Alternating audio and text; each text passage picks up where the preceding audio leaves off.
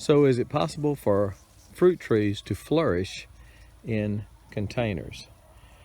Well, let me show you what I'm doing here and you can be the judge. I have 3 different kinds of trees here and several different varieties. I have 9 fig trees. I have 1 pear tree, 1 persimmon, and 1 orange. And this is a Satsuma orange. We'll look at it first.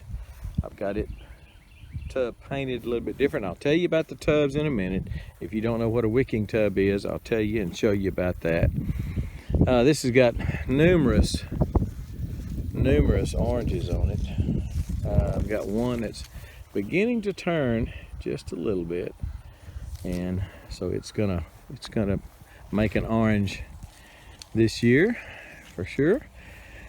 So let me mainly start with the figs, because that's where the rest of these may go in the ground later, but the figs are probably going to stay in containers. So let me show you the figs. These are wicking tubs. They're probably 18 to 20 gallon, not exactly sure, containers that have a chamber, a reservoir of water in the bottom that's about 3 inches deep. So that's about 2.5 gallons, 2.5 to 3 gallons of water is kept in these, you know, at all, I was going to say at all times, but it runs down some. But let me just show you the figs, and I'll have to look on the sticks to see what they are. This is a Black Mission fig, and it is nicely covered with figs. Now you say, well, shoot, how long has that been? Has that fig been in that container? How long have you had that fig tree? I've had that fig tree for about 6 months. Now they were 5 gallon figs when I got them from the nursery.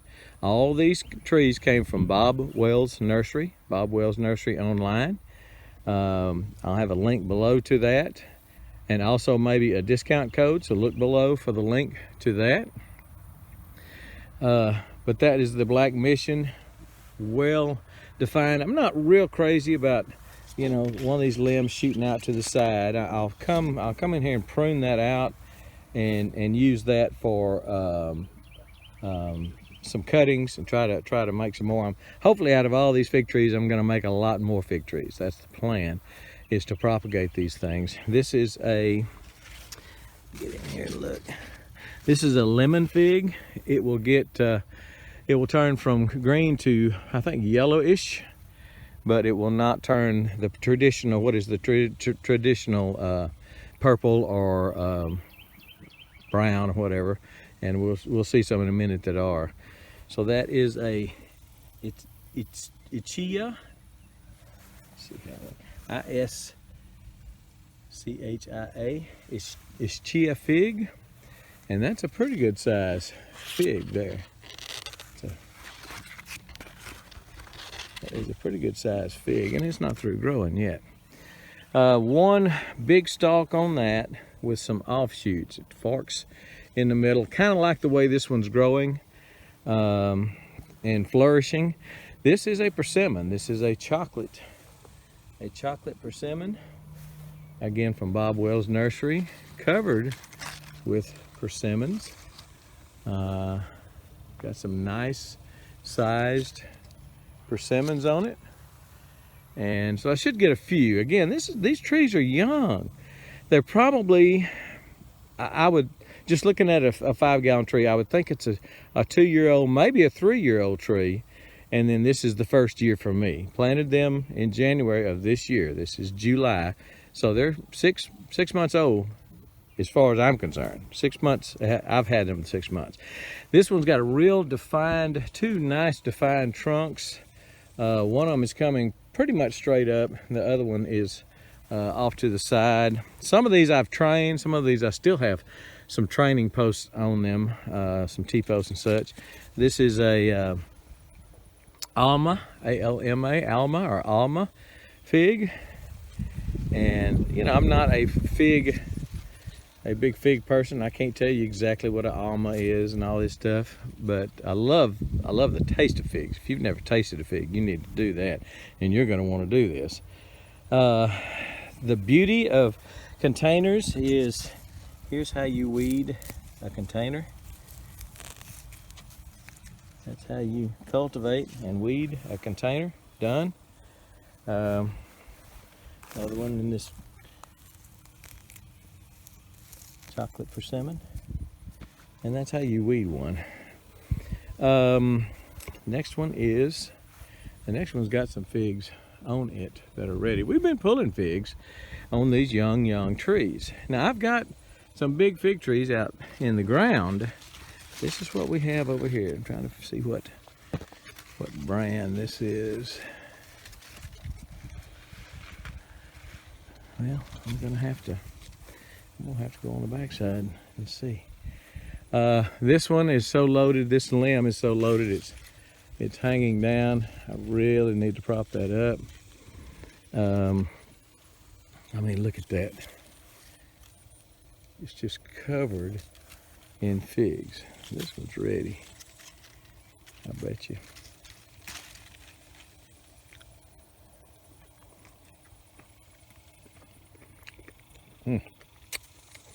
Boy, that's good.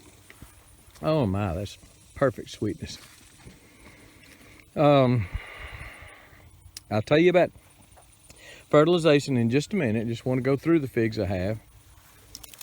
And this one also has a limb shooting out here. It will get propagated. I'll try to see if there's any roots at the very base of it and dig it out of there. If there is, then I'll take that whole thing out with whatever roots I can capture and try to propagate it that way. Otherwise, I'll just cut it up into cuttings and propagate it that way. But look how loaded this is. I've already showed you that limb, which is just covered. But look at the other top limbs on this. This is a very prolific fig. This is a pear, and it's called a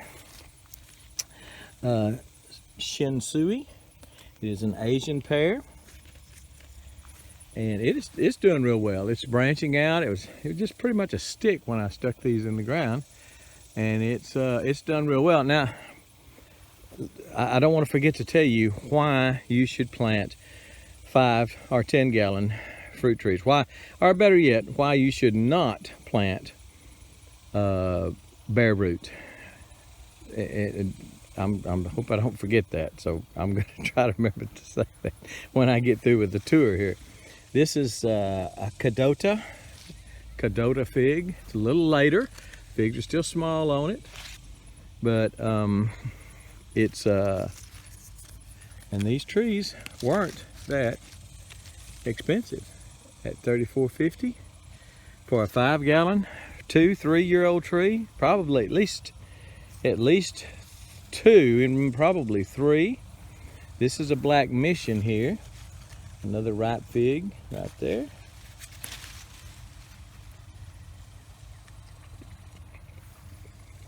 A little bit different taste. The other one had maybe a little bit more strawberry in it. Strawberry flavorings to it.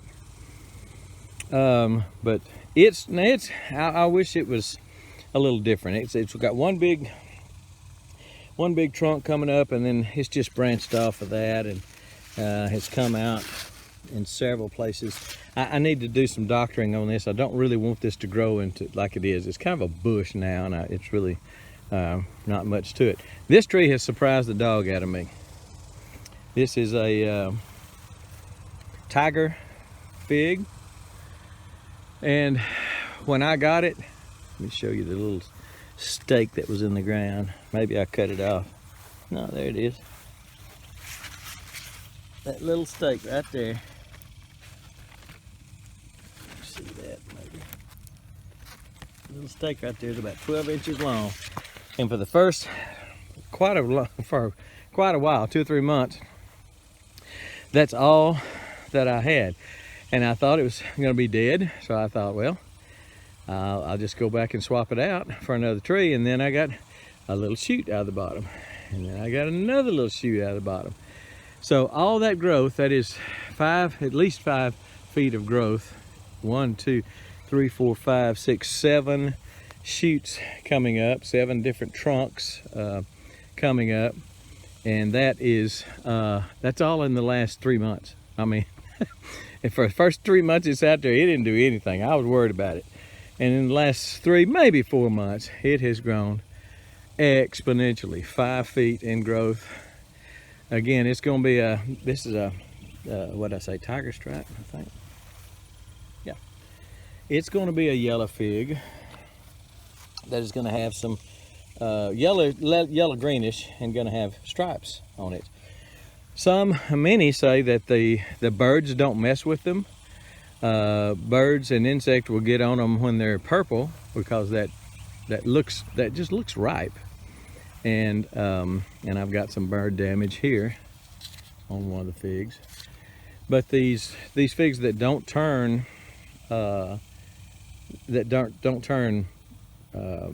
purple, that stay yellow or striped or whatever, kind of fools them a little bit, so you don't have as much bird damage is what I have read. And this one is the LSU Gold. That's the one that has got so many figs on it. Huge producer. Going to try to propagate those. Now, first of all, a wicking tub. What is a wicking tub? So you've seen all the fig trees. You've seen all the trees in containers. So, wicking tubs. They're easy to make. I've got videos on how to do that, how to do 2 different kinds, and they'll be at the end of this video, so just look for them. One of them is what I call my hybrid tub. It's a tub that I make a little bit differently than Mr. Leon. Mr. Leon kind of started this whole craze of wicking tubs. By the way, I've got drip irrigation on them, just that one drip line. Probably saw that and figured it out, but the drip line running through with a 2 gallon per hour emitter on there. So I know if I let it run 1 hour, I'll be putting 2 gallons of water in each tub. 2 gallons of water for a huge tree. It may need 3 gallons. 2 gallons of water for this little orange tree is plenty. It'll overflow, it'll run out. But that's the beauty of the wicking tub, is that it has a hole at the bottom.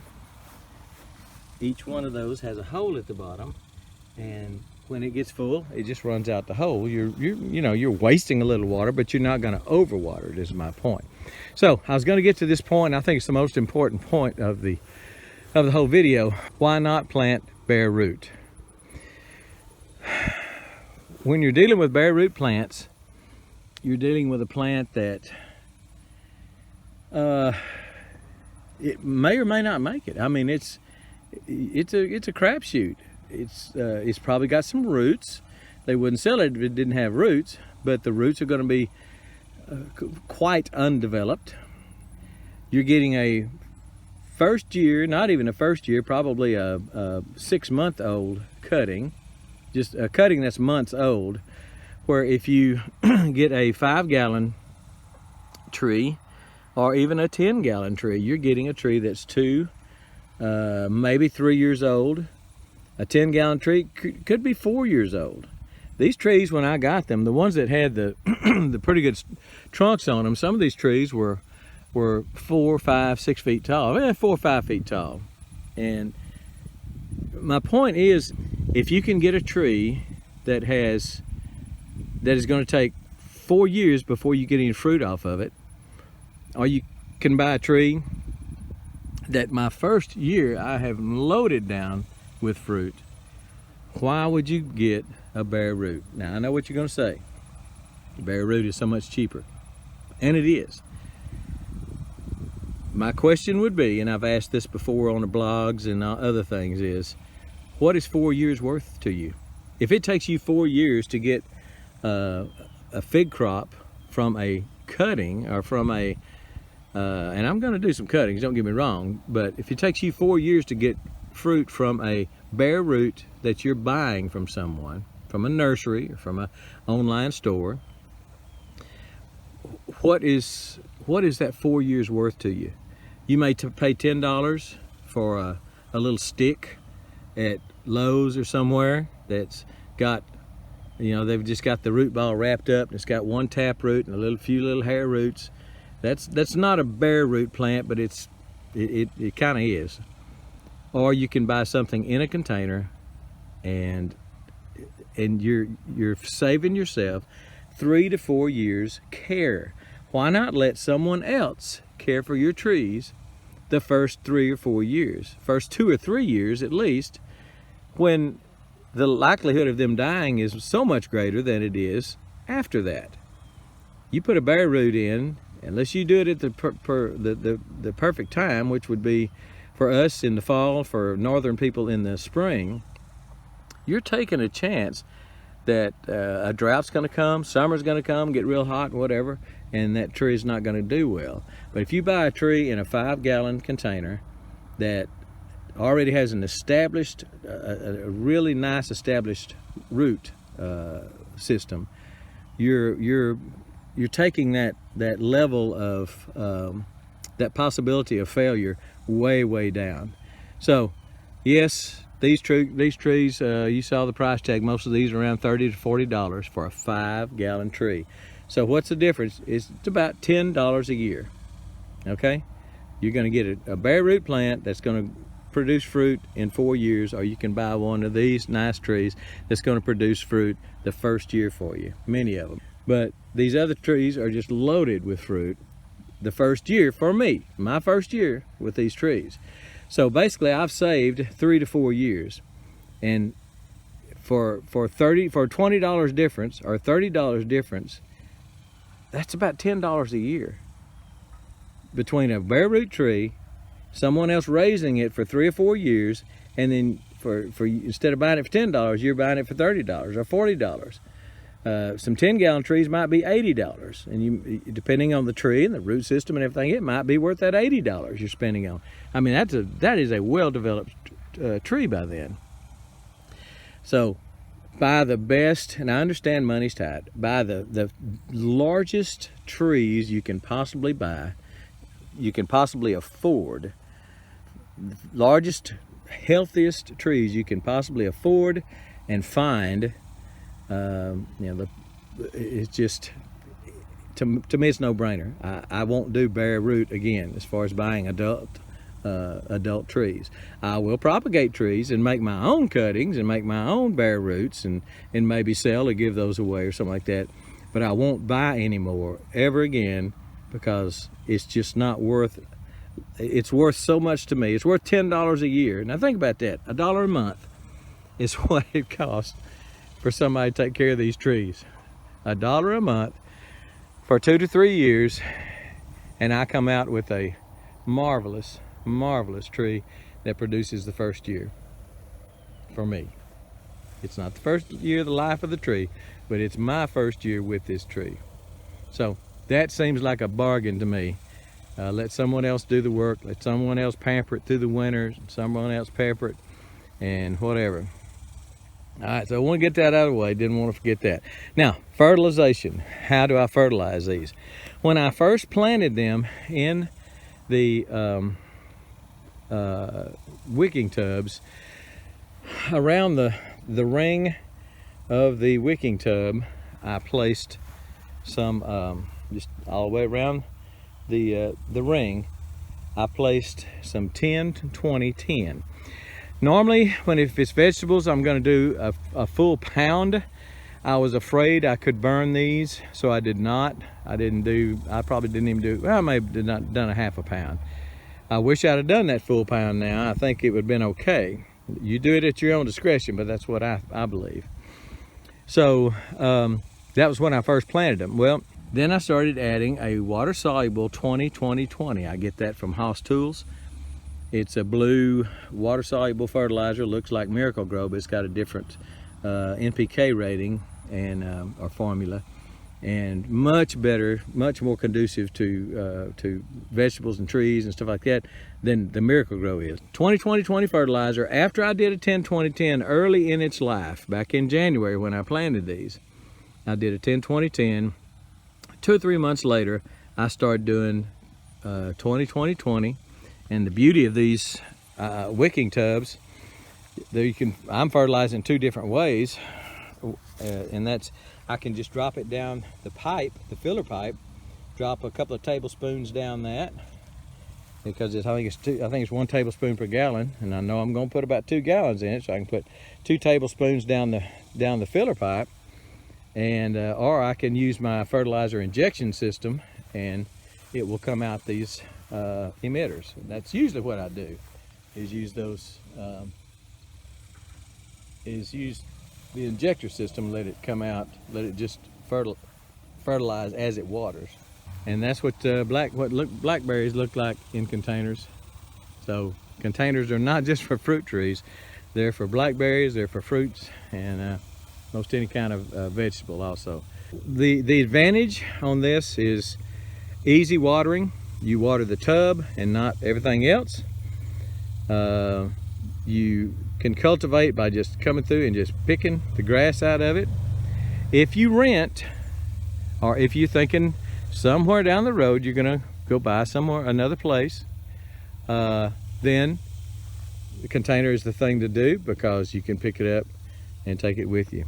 They move pretty easily, and it might take a couple of people, but they can move from your house to your new house. And you don't start off from growth 0. You start off with mature trees. These are mobile.